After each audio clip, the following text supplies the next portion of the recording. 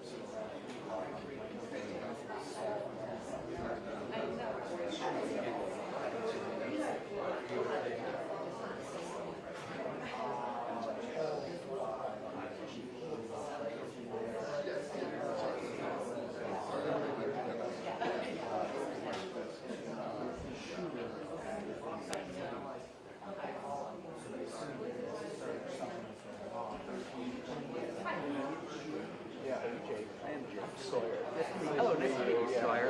We spoke, what was it, like 4 years ago? Oh, okay.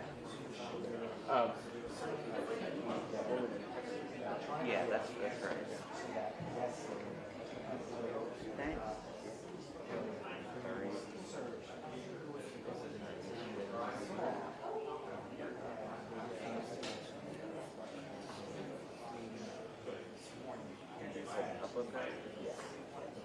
He's been doing a really good job of communication. Yeah. Yeah, yeah. There were 3 or 4 of us who stayed in an Airbnb in Auburn. Charlie. I don't know, I'm going to try to stay. Well, information, my understanding is that there's information that related to his personal finance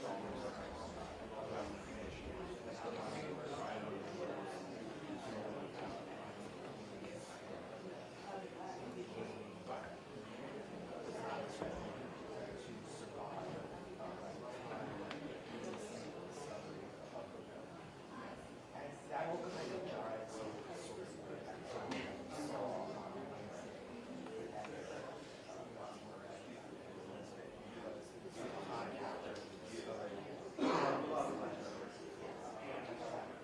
starting to see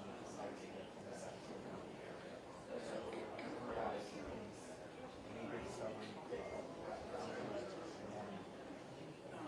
in there that another communication all kind of connected with the letter finances,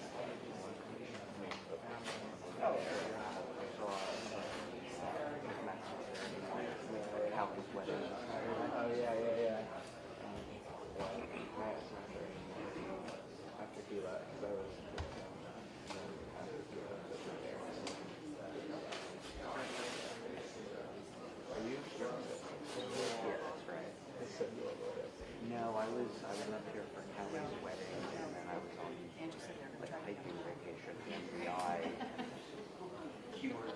came into work when this happened.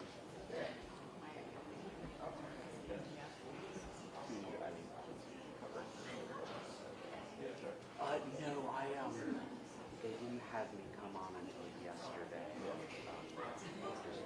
Just like you guys are credit. People on shift. So Dave Sharp and Patrick.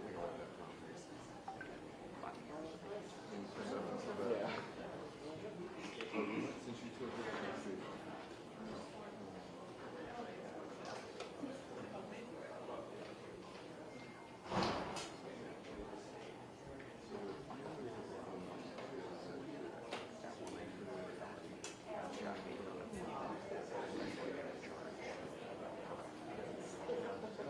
We usually see him more animated than that.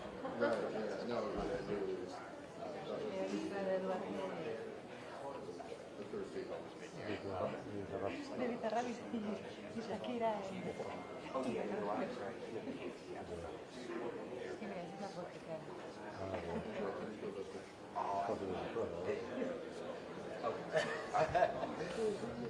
don't know if that helps. No, yeah. I'd like to see, like, Yeah. Have you sent photos? There we go.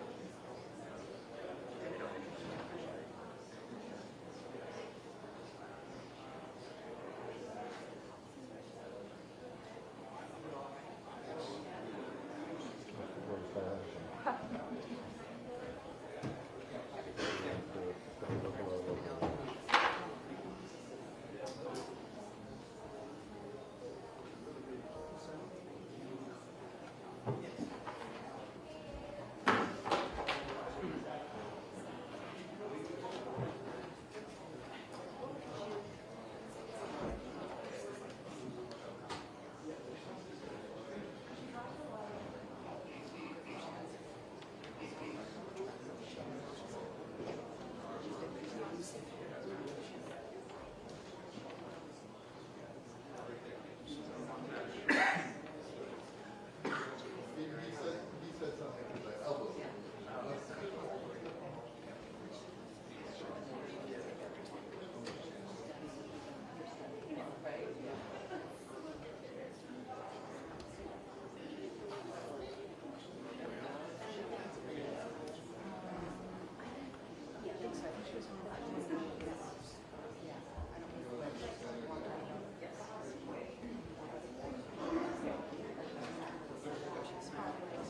Yeah.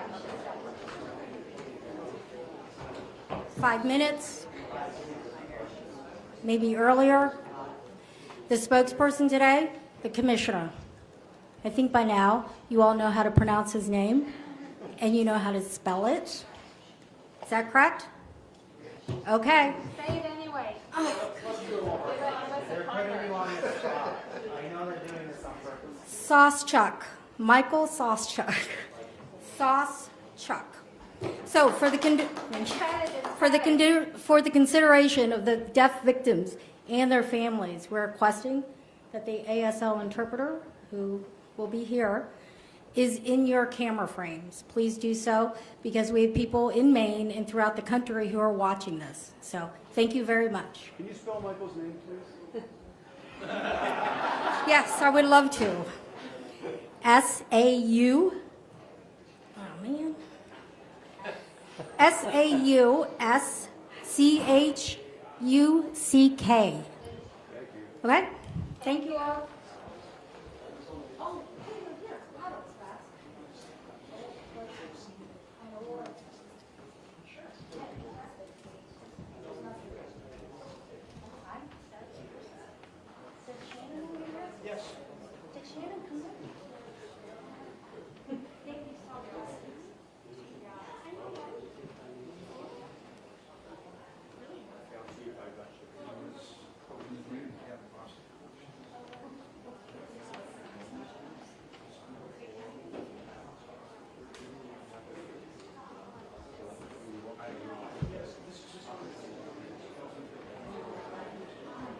And I'll just leave it. Is that all right?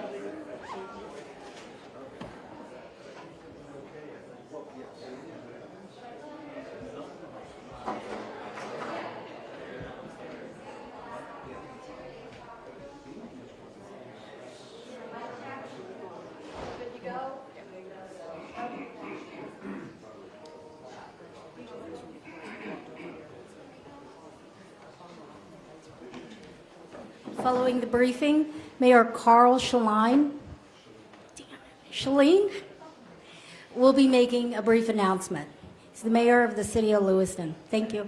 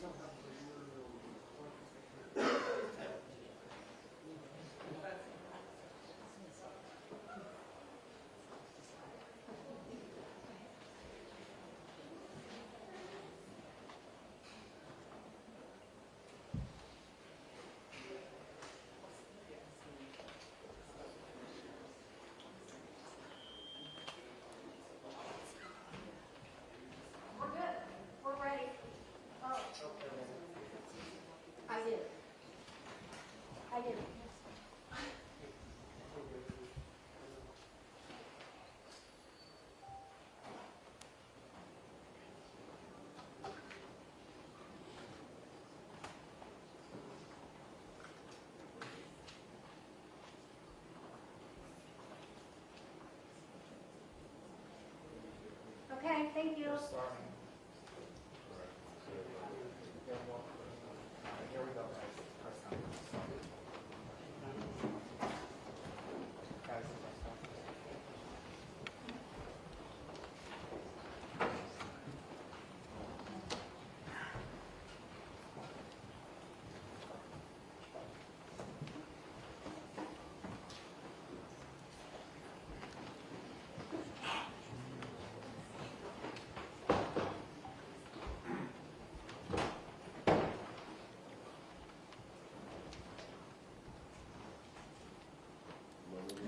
All right, good morning. My name is Mike Sawstruck. I am the Commissioner for the Department of Public Safety here in the lovely state of Maine.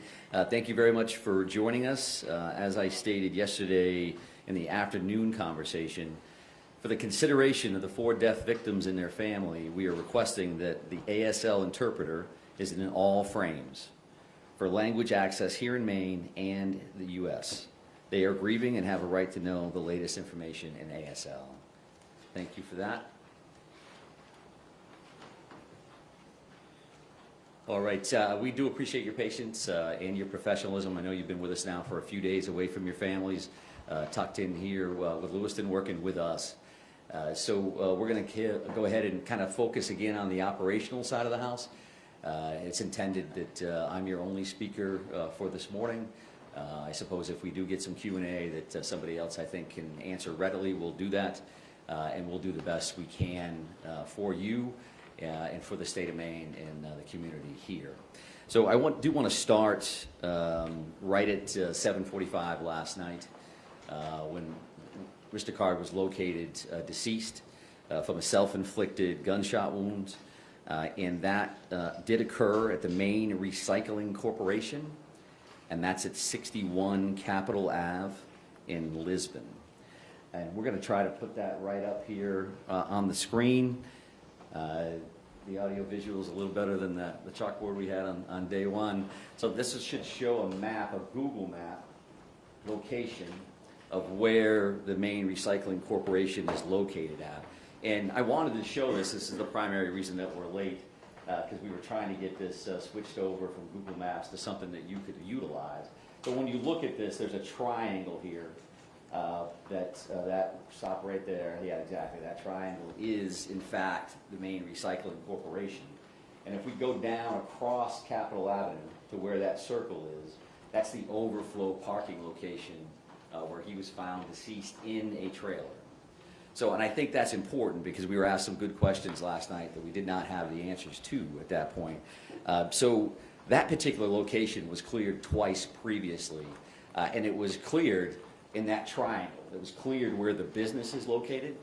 And that was cleared by Chief McGee and the Lisbon Police Department and individuals there earlier, and a joint or a combination tactical team later in the afternoon. The owner of that facility did a great job because he was like, you know, this individual knows the property. He could be tucked in the back of one of these trailers because they're full of recycled metal and all this stuff. You could crawl over the top. Well, we cleared the trailers. We cleared trailers that are there on that business footprint. Nobody had any idea that across the street, across Capitol Avenue, there's an overflow parking lot, which is the Recycling Corporation property. So the owner was very diligent to say, well, you clear those trailers. Well, what trailers are you talking about? So then the follow-up is with the tactical team commanders to say, okay, tell me exactly where you were at. And then they were doing the same thing. We were looking at our timeline. We cleaned trailers. We didn't clear those. Let's go back. So the Maine State Police tactical team ultimately were the ones that located the body within one of those trailers. And this is a tractor trailer style.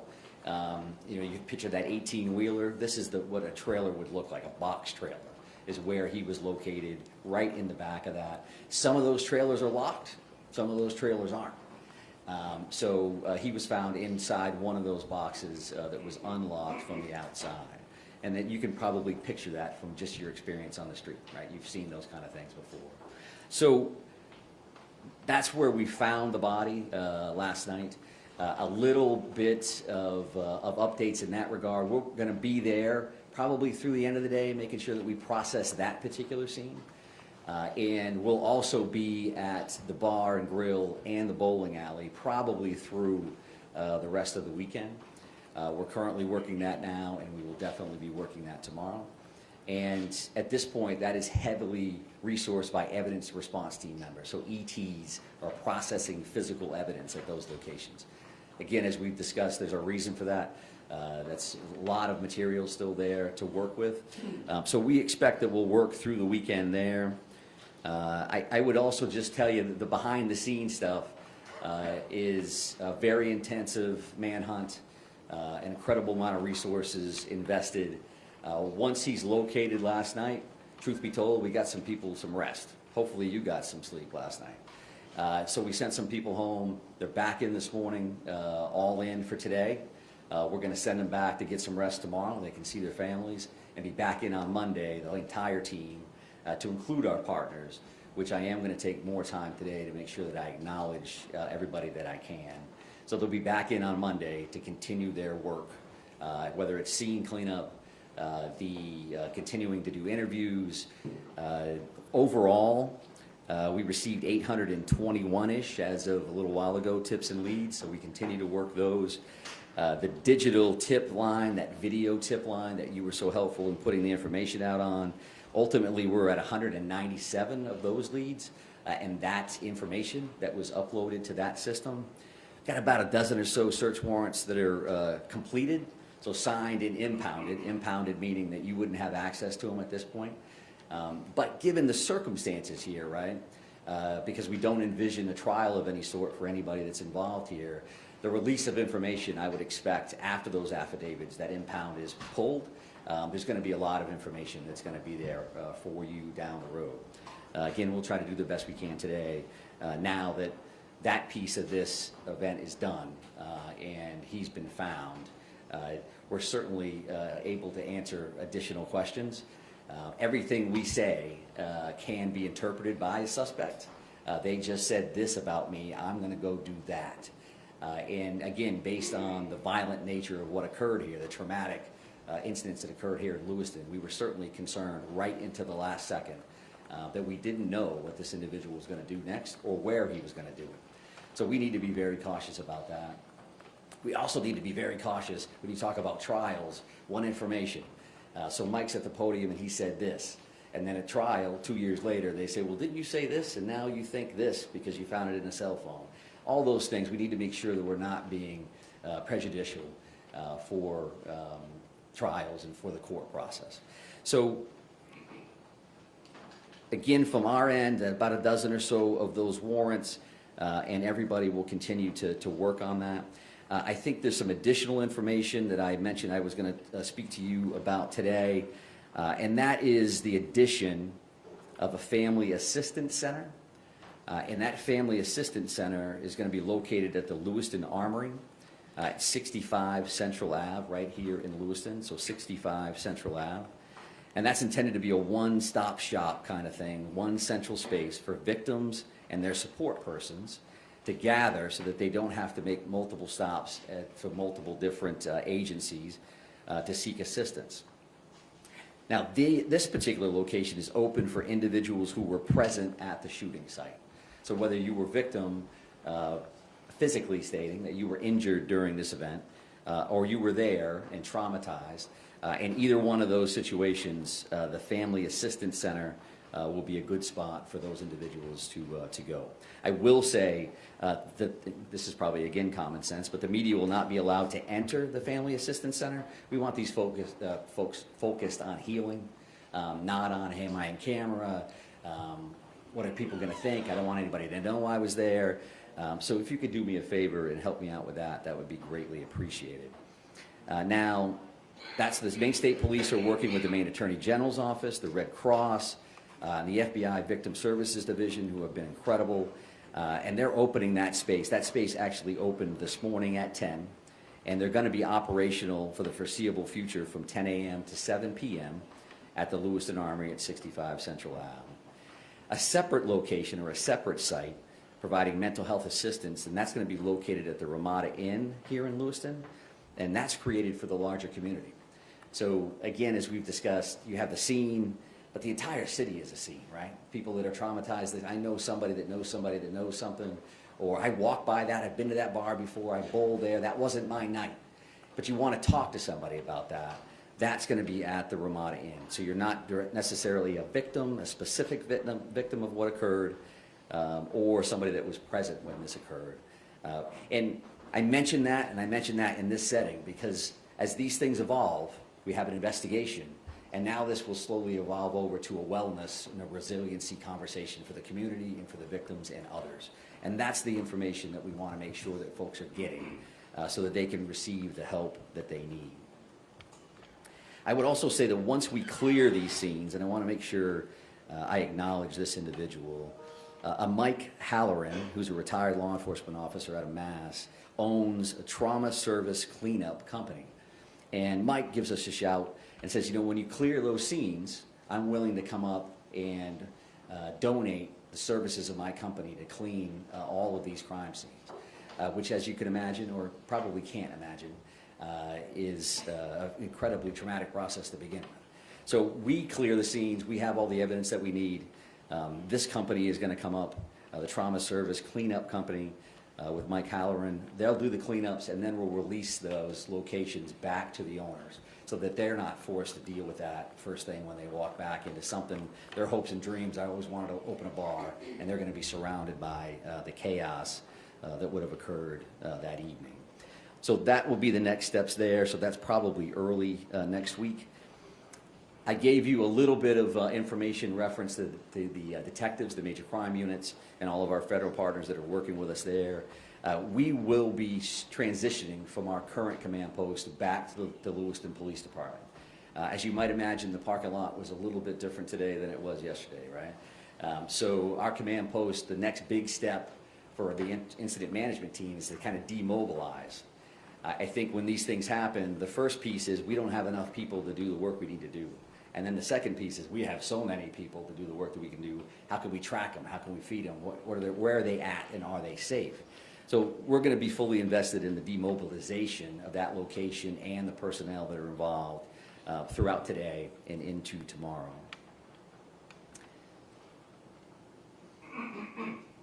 So I do want to touch on a couple other questions that have been asked along the way.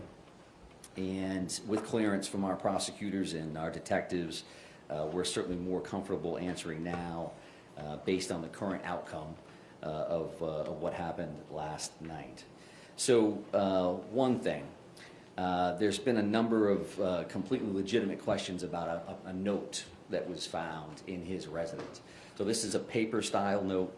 I'm not going to read it to you verbatim, but what it is it's a note to a loved one, and is saying that This is the passcode for my phone. This is the bank account numbers. And I wouldn't describe it as a explicit suicide note, but the tone and tenor was that the individual was not going to be around and wanted to make sure that this loved one had access to his phone and whatever was in his phone. We're working on that now to get into the phone. That's one of those search warrants. That's one of those very specialized skill set that our folks have. And then the bank codes to make sure that that happens. That's not uncommon in suicide situations. You get long loads, you get very set up scenarios, but that's something that you asked about, and I do appreciate that. And again, we can talk about that a little bit more now. There was a firearm found in the white Subaru station wagon. That was a long gun style. I don't not have the make and model. You could ask me, is that an AR-15? Is that a this? I don't know that. But I was asked yesterday specifically, did they find a gun? Did we find a gun in the car? And we did. And that was a long gun. And to my understanding, that was the only firearm that was found inside the car at that time. I would expect, again, based on the investigation and the outcome, that when these impounded affidavits are released, there'll be search warrant lists, and they'll have all kinds of stuff. What did we find, and how many of this, and how many of that? So that'll be much more detailed. So did you find guns in the house? Did you find guns on him? So that is something that we've been asked about, and I wanted to make sure that we covered that as well. Another question that I've had some conversations around this morning. You know, if you talk about, is there a motive here, right? I think clearly there's a mental health component to this. We still need to do some research around trying to get access to certain records and things of that nature, which again, you could probably imagine is not just as simple as he just calling somebody, hey, can you send me this thing? But what I would say is, based on what I've heard through conversations this morning, I don't see, or I'm told that we don't have access to any forcibly committed for treatment information reference to Mr. Card, okay? So you can volunteer, as an example, to go to a facility and seek treatment for months on end. But if you're not forcibly committed to seek that treatment, and it's very specific to treatment, right? Not forcibly taken for an evaluation is completely different than treatment. So there are a lot of very specific criteria around firearms, and are you a possessed person, or prohibited person rather, and what that looks like. So in this scenario, we have not seen to this point, I have not seen to this point, that Mr. Card was forcibly committed for treatment. And if that didn't happen, then the NICS check, you could go into a firearms dealer who does all of their work, and the background check is not going to ping that this individual is prohibited. And something that's incredibly important for us to say, and for me to say, and I find myself saying it on a regular basis, just because there's appears to be a mental health nexus to this scenario, the vast majority of people, with a mental health diagnosis will never hurt anybody. They won't hurt themselves. They're not a danger to the community. Based on percentages alone, there's a bunch of folks in here that have a mental health diagnosis. I know law enforcement officers that have a mental health diagnosis. That doesn't mean they're a danger to the community. We certainly have people that reach that crisis level where that does occur, and we deal with those folks on a regular basis. Sometimes through involuntary, forcible commitments, right? And sometimes not. Sometimes there's different levels of that mental health system, and that's a whole different conversation that can be quite lengthy. And I can tell you that law enforcement has been involved at this point for decades, and heavily involved over the last 15 years or so. So I think that is the information that I know I wanted to come back and give you. And I would also just say again that there's information that we think we can give lawfully and through our subject experts around prosecutions and all these other things. I may want to tell you something that I can't tell you. And that's just been the nature of the beast here along the way a little bit. I also want to mention this. It's a big deal. I was asked about cooperation of the family at one point. And this family has been incredibly cooperative with us. Truth be told, I think the first 3 people that called us to positively identify this individual based on the photos that were released were family members. And unfortunately, what happens in a scenario like this is that this happens, they're connected to this family, and that family has taken a great deal of grief, to include threats, people hanging out at their houses, and saying, do they know? Is it their fault? Are they enabling? And all of those things. Our investigation would have been incredibly, it would have been detrimental if they didn't come forward immediately to let us know who this individual was. And how difficult a decision is that to make when you've lost this many people? It's not that difficult, but you can imagine that my family member was involved in that traumatic event, and I want to let people know. So that they should be acknowledged in that. Again, I won't specify exactly who the family members were, but as a whole, we found them to be very, very cooperative.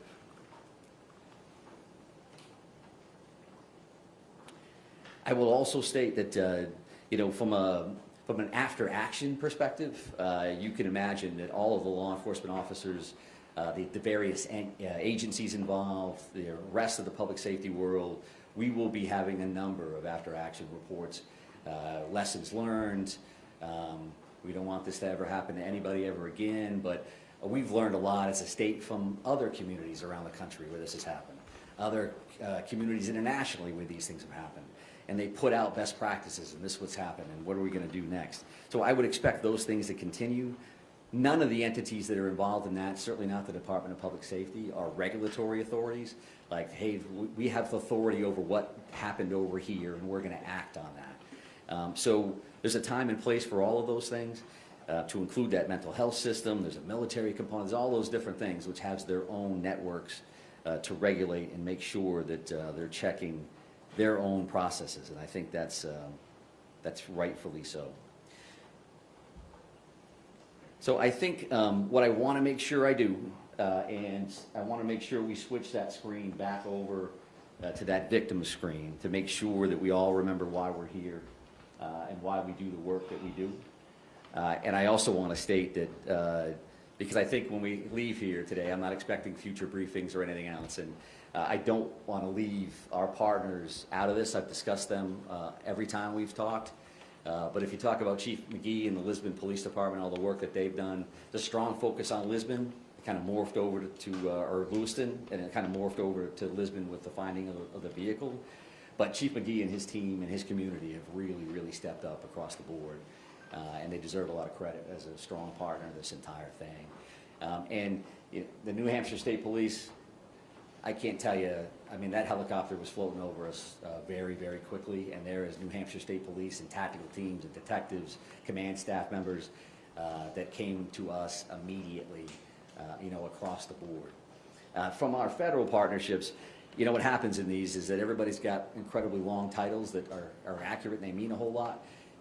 But when you talk about the ATF, you talk about HSI, you talk about DEA, you talk about the FBI, you talk about, we're down to first name deals, right? So you talk about Kevin, you talk about Jim, you talk about Mike at HSI, you talk about Jody. That's who we are now, right? And it's going to be valuable in the future to have that first name basis in case something else happens, across the board. And certainly the Maine State Police as the lead major crimes and investigators on this scenario have been in the forefront of this since the very, very beginning. Whether we have our elected officials here from various communities, we have IF&W, my fellow commissioner Judy Camuso is here. Let's not forget that hunting is open today. I want to make sure that we discuss that for sure. And I guess I would just close on that, on the acknowledgement again of Chief St. Pierre and the work that him and his team have done. They've made their community proud. They've made the state of Maine proud, and we're lucky to have them as part of the Department of Public Safety. So with that in mind, I'm going to try to do some Q&A. We'll see how this goes. I wrote myself a note. I'm supposed to repeat the question before I answer it because nobody can hear it. So right here, ma'am. Yes. Talk about the victims who were killed. What about the victims who were injured? What's their current condition, and can you identify any of them? I can't identify any of the victims at this point. My understanding is the last update that I received that there were 3 people in critical care, and I don't have any more specifics reference to the remaining 10 in that scenario. And as you might imagine, these individuals passed away because of this crime, and these other folks have to live with the rest of their lives. So I'm not sure that they want to be identified in the sense. We've had victims' families with media members and others parked across the street. They feel nervous, they feel scared. So we're not in a position that we're going to identify them. And sir, right here? Yeah. Based on what you've learned so far, why did the suspects target the bowling alley and the bar? I would say that the mental health aspect of this, there's a piece of that where there's paranoia, there's some conspiracy theorist piece that I think what I've read and what I've seen is that the individual felt like people were talking about him. It may even appear that there were some voices in play here. And we don't believe that any of that is accurate. And I think that led him specifically back to those 2 specific locations. And it also led us to where's he going next? He used to work here, he used to be there, and what's that going to ultimately look like? So I think that's a valid question. Right here? Commissioner, can you go back to the recycling center? What was the suspect's connection to that facility? Was he a former employee? There was an employment relationship there at some point. I don't know if he was currently employed or not, and I don't think I'm in a position to answer that. I would kind of lean towards the business owner, and he's been part of this very forthcoming that got us back to that location to check. So I don't want to speak on his behalf of exactly where Mr. Card or what his status was at the end. How long was he deceased? I don't know that yet, and I think that comes down to the autopsy in many ways. They say, he passed away of this, cause and manner of death, and then they'll be able to give a range of some sort of how long he's been passed away, but I don't know how exactly tight that's going to be. But, sir, did you have a question? Yeah.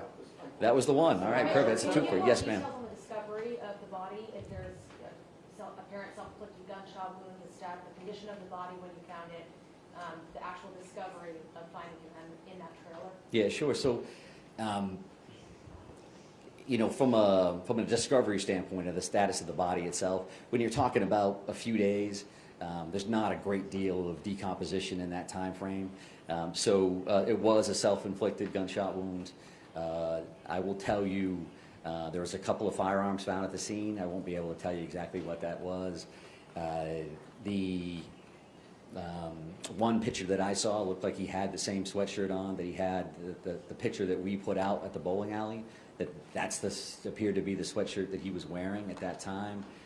He was found closer to the sliding door component of the trailer, so he wasn't buried back further. When that happened, when he took his own life, I don't know the answer to that. And again, we'll probably have a range-ish from the medical examiner's office, but not something I know right now. Right here? Commissioner? Yes. Help us understand anything that you know about his movements, how he was able to evade so many law enforcement partners for the amount of time that he was. Yeah, super question, right? So again, a bit of an anomaly from the scenario, right? We have 2 locations. He escapes both, parks his car someplace else. I want that picture to stay up there, but if you looked at that Google map from the Lisbon location, but I'm going to screw up the boat launch terminology again. What is that again, Ryan? It's the Spanish River Bridge boat ramp, which is the entrance to the paper mill trail. So that trail actually runs from that boat launch all the way along the Androscoggin River, and you can see it on that Google map. So that comes all the way down along the river, and then that overflow parking lot is there, again, next to a business that he's familiar with as well. So there is a natural connection. Is that planned? Is that not planned? Is that a location of convenience? I don't know the answer to that, but that's kind of how that went down. But right in the back, man? So going back to these maps, so you mentioned previously that sort of triangle section had been searched twice before, Yeah. but he was found in that sort of overflow parking area. Had that area specifically been searched for before? No. No, it had not. Yes, sir. Thank you very much. You just said, I think, that 2 firearms were found with his body. So can you just clarify, does that mean that in all there were 3 firearms on his person? One found in the car and then 2 on his body? Yes. 1 in the car, 2 on his body. And can you give us any details? The one in the car you said was a long gun. It was a long gun. It was a rifle of some sort. I don't know. And the make two it in known. the two in his body? I don't have that information. They're still working that scene right now, so that's not something I'll clarify for now. Right here, ma'am? I'm going to kind of work my way. I'm going to try to get to everybody if everybody's cooperative, and we'll try to get as many as we can. Confirm if any video or you saw any video of the suspect playing cornhole at the bar? And I just read my note that said repeat the question, which I haven't done yet. So could you ask that one more time? Can you confirm that you've seen video or there's video of the suspect playing cornhole at the bar? So is there video, or can we confirm that there's video of the suspect playing cornhole at the bar? No, I have not seen that. There's a lot of video yet to view from the locations, as well as those 197. I don't know how often this individual frequented the bar. If there's a timestamp on when that would have occurred, I don't know the answer to that at all. What about frequenting the bowling alley? I think that there's a connection to all of those locations. I think both of those spots. I will tell you from a community standpoint, a lot of people in this community were familiar with both spots, right? So this thing happens and everybody's like, I was there once before. My family visits that spot.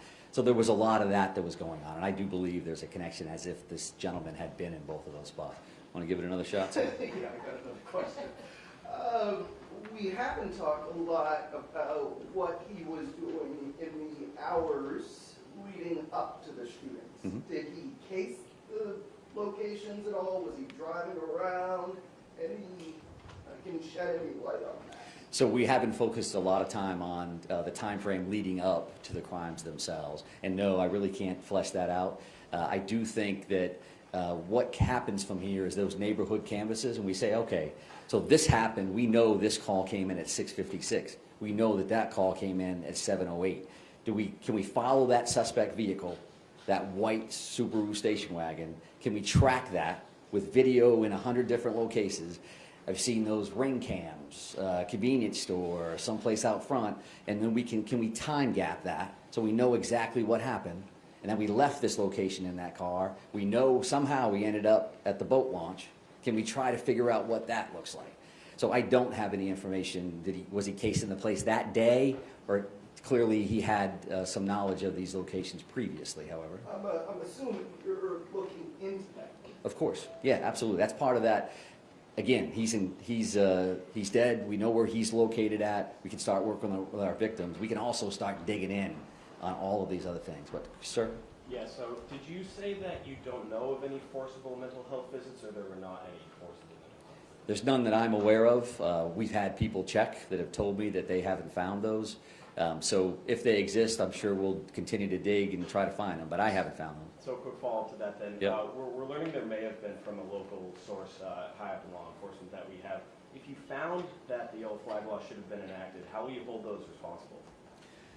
So that's a pretty good hypothetical from whoever your source is. We'll have to look at the actual snapshot in time. The yellow flag law in the state of Maine is very specific about an individual that's in protective custody from law enforcement to begin with. And do we have probable cause to believe that they are in possession, they could be in possession of dangerous weapons? So if we meet those criteria, then you can take an individual in for a yellow flag assessment, a weapons restriction order assessment, and at that time, your criteria change from likelihood of serious harm to likelihood of foreseeable harm. There's a little, it's close. I guess my broader question would be, will you work to try to prevent things like this from happening in the future, and how might that be? I would tell you that the weapons restriction order in Maine has been utilized 82 times to this point. It went into effect on July 1 of 2020.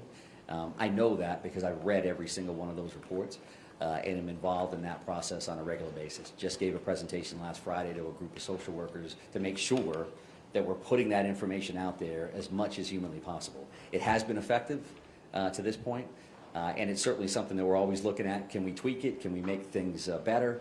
But it has been utilized, and to this point it is being effective. But ma'am, you had a question? You talked a lot about the mental health component and being part of his motivation. Is there any other aspect that you can tell us about for a possible motive that led to him targeting the bowling alley and then the bar? I think that what we know is we have a lot of work yet to do on phones and technology. Are we going to find a concrete motive that says this is what I'm going to do and this is why? At this point, we certainly know that there's a strong mental health cloud over this, what happened, the true tragic scenarios at both of those locations. We know that there's definitely a mental health nexus to that. Specifically, is there another reason? When you talking about paranoia, you're talking about individuals in crisis. There's a lot there. What was actually happening versus what they perceived to be happening. So all those things are definitely on our radar. But in the back, ma'am, and I'm going to come up to you, sir. What was the status of your search before you found the body? Did you have other leads leading you to this parking area, or was it just the owner of the recycling center saying, hey, and when did he tell you guys to look in that parking lot again? And then can you also confirm that you believe he walked the trail to the parking lot from the boat ramp? So the two questions there, did we have additional leads, reference to the overflow lot where he was ultimately located, and can we confirm that he walked? Number two, we haven't found a vehicle or any other, a bicycle or there's no other information to lead us believe that there was anything but walking down. I suppose something could happen to lead us in that direction. So there's whatever that is, 800 and something leads and tips. The primary reason that we were back in that location is because, I will say this, from a community policing, from a relationship standpoint, the owner of a business calls his police chief and says, hey, I want somebody to make sure that they're clearing that. That's good cop 101, right? They have an automatic connection with somebody in your community. That's why the additional follow-ups occurred. Because we had, again, searched and documented. There's logs and all this stuff about when we were there, who was there, what did they do, which allowed us to do the follow-up work to say, well, did you check across the street? Well, what's across the street? There's a dozen businesses that surround this thing, and nothing that says that's the recycling corporation. So the owner was diligent, and as was Chief McGee, and then passing that information on to the command post and then ultimately being checked. So, sir, right here in the middle. Yeah. I wanted to ask you about the use of canines in that exact location. Were they used to try and pick up his scent before he was found in that trailer, like just in the days leading up, like you know he's at the boat location, you know he had walked that trail. So were canines used to try and pick up his scent? I don't know the specific answer to that. I would think that they would be, but I don't want to guess. Canines are a standard part of, we lost somebody here, where did they go? We have tactical canines that are attached to those various teams. We have a lot of great dogs that are out there working the streets. So I don't know the answer, but I can only imagine from a best practice standpoint, sure, that of course they would do that. Did you have another question? And I did. Can you clarify whether you guys have found anything that would confirm that this was premeditated at all? And if you have, then what was it that you may have found? We have not. There's been no additional information. However, we know that there were two specific target locations. He did go one to the other. He ditched his car in a specific spot. Again, maybe we'll find additional information in one of these devices that says, this is what my plan was. All we can do is look at what actually occurred. So there's nothing there. How long was it planned? What did that look like? I don't know that right now. Ma'am, did you have a question about? Yeah, I just wanted to ask, how exactly did he die? How exactly did he die? So the question was, how exactly did he pass away? And that was a self-inflicted gunshot wound. Is the apparent reason for his death. I won't give a specific location, I don't think, for today, but it's kind of moving, ma'am, right here. In terms of the two shooting scenes, are investigators still actively collecting evidence there? I know yesterday you said it could still take a few more days. Yeah. Any sense on when it could be cleared? Yeah, so I've heard through the weekend at both of those locations, and then we'll transition over to that cleaning and some of that other information that I put out. Sir? You mentioned a dozen or so search warrants that you guys are working with. Can you tell me how many of those have been executed and some of them haven't? What specifically are you looking for with each of these? I don't have the information there because one may be a search warrant on a cell phone, right? One may be a house.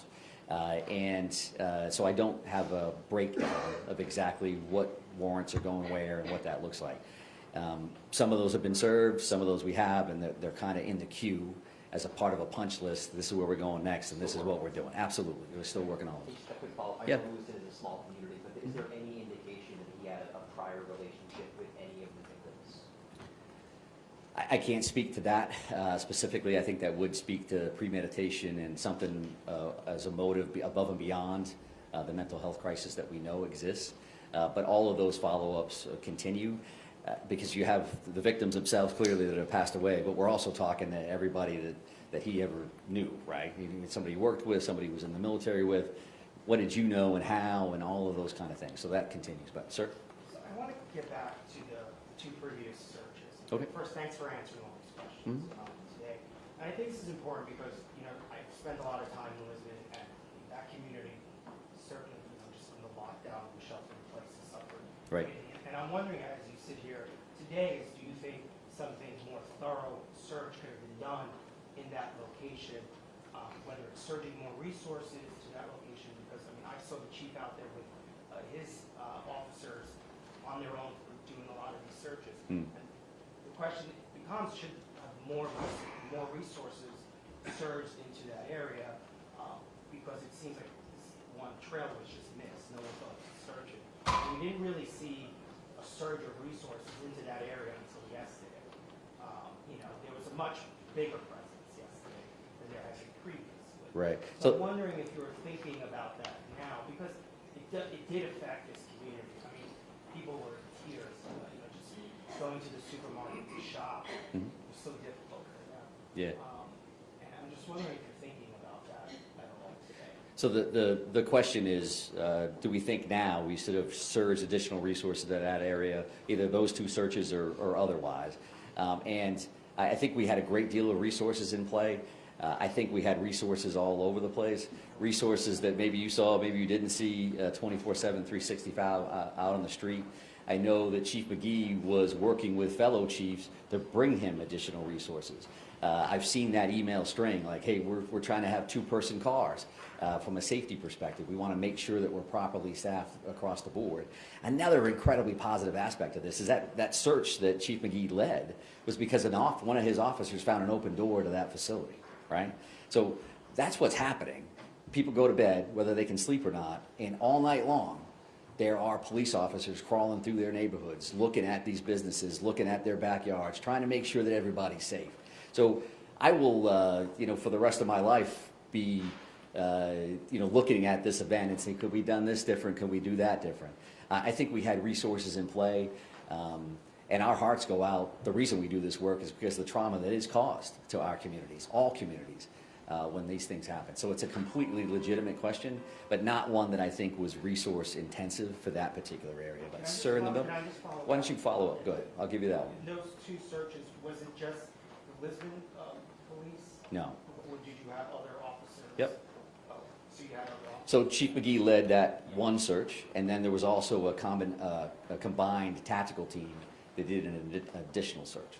But again, the reason that we were late and we wanted to put that map up there is because if I told you, they didn't know about the overflow location, I wanted to be able to show you why that is, right? There's a business here, you cross the road, there's this overflow parking lot that I don't think, me personally, would have naturally connected, that this business is connected to that. If it's all in the same lot, because these tactical team commanders, as an example, well, did you check trailers? And the answer is yeah, we checked the trailers that were there. And then the owner, again, being diligent and knowing his property, said, well, did you check those trailers? Which trailers? Well, the ones across the road, down here across Central Ave. And the answer was, no, we didn't go over there. That's not what we were there to do. So I think that they did their due diligence across the board. But sir, in the middle? So Michael, thanks for your time to Sure. answer these questions. I guess two things I wanted to ask you. In terms of that note, is there a timeline on when you think that may have been written? Was it that day before you proceeded to the shootings? And then secondly, on that trailer, do you think he may have been in the woods and then doubled back there? Legitimately missed, first time possibly because he didn't check, but maybe he wasn't there? So I think two different questions there. One, reference to the timing of the note, and then how he got to that trailer, when he got to that trailer. All we can say for the note component of this is simply saying that we know when the initial shooting happened. I think as we try to backtrack through his day, which was an earlier question, can we identify where he was at a certain time in comparison to the shooting at 6:56, and then know in the middle So he must have had it there at some point. Maybe there's a technology piece of this. The phone stopped moving at a certain spot. Maybe there's going to be additional information there. And when he went to the trailer, how he got to the trailer, I would like to think that we're going to get some additional information there, but I haven't seen it yet. And we're going to continue to work it. So, yes, right here.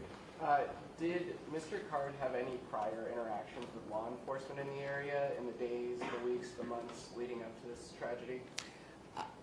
Somebody has told me that there was an OUI investigation from like 2007, but I'm not going to go in depth because I don't know enough about that. I don't want to lead you astray or give you the wrong information. And that question was reference to interaction with law enforcement as well as criminal history. But, sir? Commissioner, thank you for taking the time. Sure. A question for the ATF.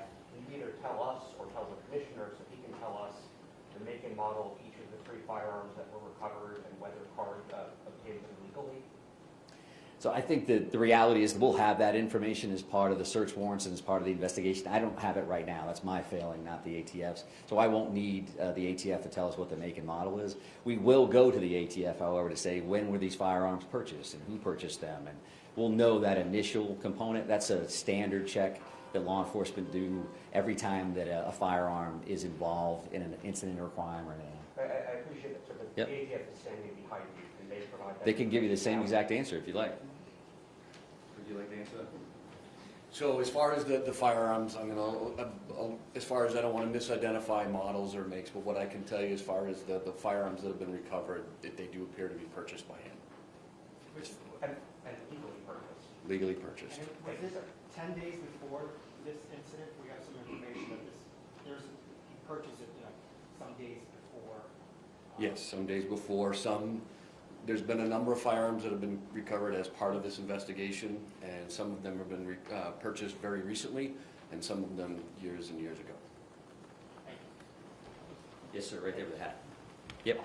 Yeah, just a quick question. How many trailers are in that overflow lot, and do you know how many were locked and unlocked by any chance? 55. So it's 55 or 60 trailers that are parked back there, and I don't know how many are locked versus how many are You have to unlocked. go through each one of those. I'm sorry, you have Yep. to go through each one of those, and how long did that take to go through it? Chief, I don't know. So I think the reality there is that these officers in the first 3 trailers located him, but the tactical team ultimately located him, and I think that 3rd trailer. But do you have a question here, ma'am? Yeah, just as between where the car was found and where the body was found is just about a mile, as you know. Can you talk about when you searched that woods trail and when you twice cleared the business? So I don't know, Chief, as far as you're clear, do you know you want to step up and answer that? So as far as the trails, we located the car and a perimeter was set up, as you can imagine. And I actually think it's less than a mile, give or take. But you can imagine where that business was that we spoke about tonight. That's a large industrial park. We're not just talking about a small area, we're talking large industrial park. But I can say that there was numerous resources from state police, all the local agencies, all the sheriff's departments across the state of Maine, federal agencies. We had helicopters in the air over that vehicle moments after I arrived, and I was the 2nd officer on scene. I can tell you that we flooded that area with resources. Someone brought up a question about canines. One thing with canines is we don't want to hinder scents. And I'm not going to get into all the details of the investigation, but I can assure you that there was a lot of teams that searched the area.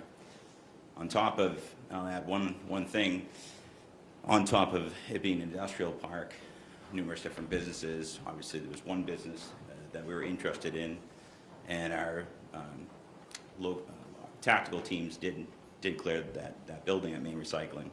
And as he pointed out, there was a open door that was found that one of my officers found on the overnights again, and we cleared the building again with several agencies. But I'll just point out this: why this is all going on, we have to also understand everything we do is a methodical approach, and we got to be safe. We got to make sure our officers are safe. But we're fielding hundreds of calls at our comm center. There was also the tip line that I heard today how many calls came in there. As you can imagine, it was an astronomical amount of resources being used across our community. Not everybody's in marked police cars. Not everybody's in full uniform. But there was a lot of resources from across New England that was here, including helicopters, moments after I arrived on scene when that car was located. So we used every resource that was available And we were, you know, I think it was this gentleman down here asked me, you know, how long are you going to search for? Or do you expect to find him? Every officer there wasn't going home until we found the individual. Just to follow up, the commissioner said the business is twice cleared. Was it twice cleared on Thursday, once Friday, twice Friday? When was the business cleared? So Maine recycling was cleared Thursday. It was cleared on Thursday. And then my officers, I'm trying to think, I had like 3 hours sleep over the course of a few days. But it was in the middle of the night. I'd say it was 2:30, 3 o'clock in the morning. My officer found it, and we activated everybody to go to that area and got other resources. I was in constant contact with the state police tactical team throughout this. I was in constant contact with Lieutenant Keaton from the state police, did an outstanding job. You know, Greg Roy from Maine State Police, outstanding job communicating information back and forth. My hat's off to the state police, because direct communication to me on my cell phone was great, and it was a coordinated effort. Everybody standing behind me from the federal level, Homeland Security, FBI, ATF, there was boots on the ground throughout the whole thing, assisting our agency. We all had a common goal to find him. It took 2 days, but we found him, and everybody could sleep good last night. So. Just to clarify, search on Thursday, then after midnight Friday? Yeah, I can't remember. It would have been, yeah, I can narrow down the timeline. I don't want to give you the wrong timeline, but it was hours after. It was in the middle of the night when they found it. So, yeah, that would be about The business owner called you? business owner actually called our agency. We ended up speaking to him. I followed up with him. I have spoken to him. Yes, that is correct. We have spoken to him. He did reach out to us with that information. Correct. What time was that? Search trailer that may not have been searched. Not trailer. I mean, he's got an overflow lot of 55 to 60 trailers full of crushed up plastic and metal. This isn't a lot that's just all empty trailers. So I'm not going to get into more of the details on that. I mean, realistically, right now, we should all be really thinking about the victims. You know, we also should be, you know, the suspect's family as well. We're very forthcoming to law enforcement. But, you know, we have all our national news and media partners here. And this tragic event that happened, that hats off to Chief St. Pierre and his agency. But right now, we want Maine to be remembered as the community that came together after this tragic event. I was on my way in this morning to this press conference, and I'm driving through Lisbon, and I see people walking the streets, people sitting on their porches, people waving thumbs up.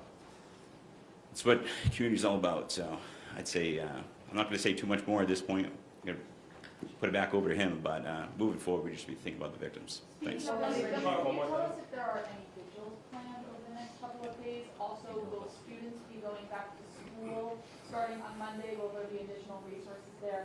And lastly, is there going to be a heightened security presence in the town for the next coming? And to add to hers, is there any resources? One at a time. All right, so first, answer your question about vigils.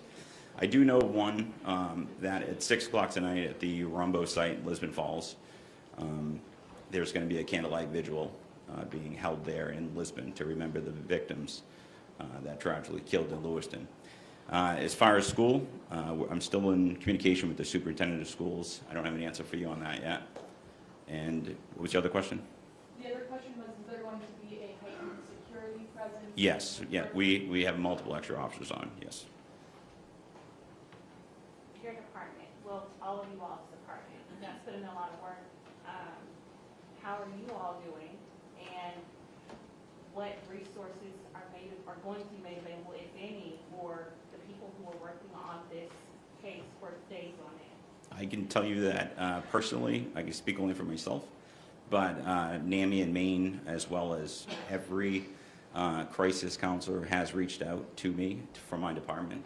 We are scheduling debriefs for my department. Elizabeth Police Department was heavily involved as soon as it happened to go up and assist Lewiston right at the scenes. So I want to get those officers some assistance, but as you can imagine, nobody on my department wanted to go home until we found that individual.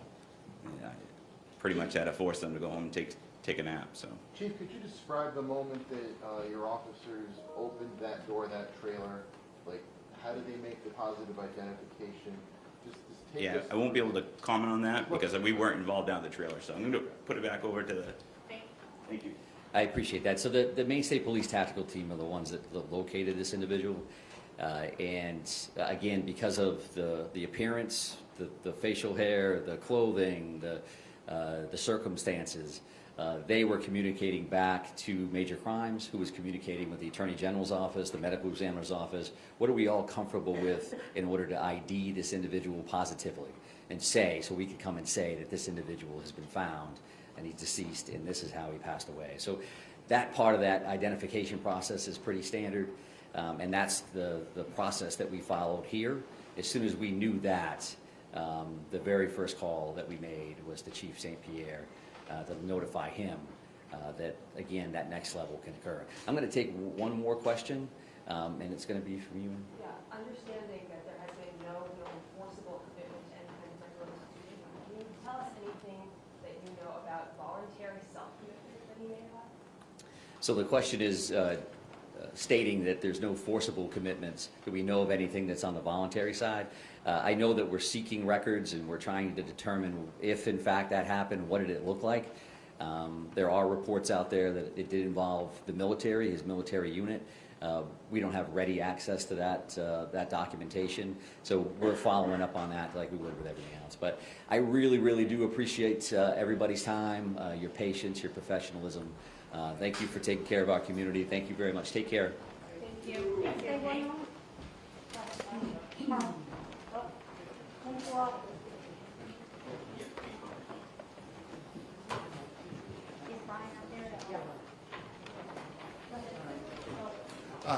Yeah, I wanted to thank Lieutenant or Chief St. Pierre, Lewiston Police Department.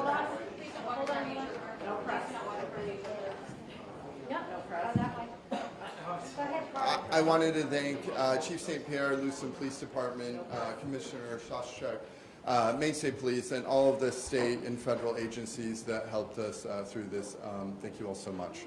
The City of Lewiston is committed to helping residents cope with this tragedy, and counseling is available for those affected 9 to 1 today at the Ramada for both children and adults. They can simply go there and receive counseling. I also wanted to thank our businesses who have provided overwhelming support for law enforcement, first responders, community partners, and residents. The donations, food, everything. Our businesses have really stepped up, and I'm extremely proud of them. So to Lewiston businesses, thank you very much. And to all the residents, you know, I love you. I'm grateful for you, and I appreciate the support you've shown each other the past few days. My heart goes out to the victims and families. And I also want to say that Lewiston is a strong city. We're a close-knit community and a resilient community. I know that we'll be okay as we move forward together as one Lewiston. Thank you very much. Mayor, do you have any information about a vigil in Lewiston? Yes. Yes, 6:30 p.m. Yes. So we, yes, Sunday at 6:30 p.m. there will be a vigil at the Franco Center on Cedar Street. You can check our website and our social media, and I think I have everyone's cell phone. I'll send it out to you all. Mayor, Thank you all very much. Question, Mayor, has the businesses, the owners of the business, shared with you their intent? Once the crime scene is cleared, are they going to open up? Are they going to open back up, or are they going to tear down the businesses? What's their intention? I cannot comment on that. Thank you. We're open for business. We're open for business. Thank you all.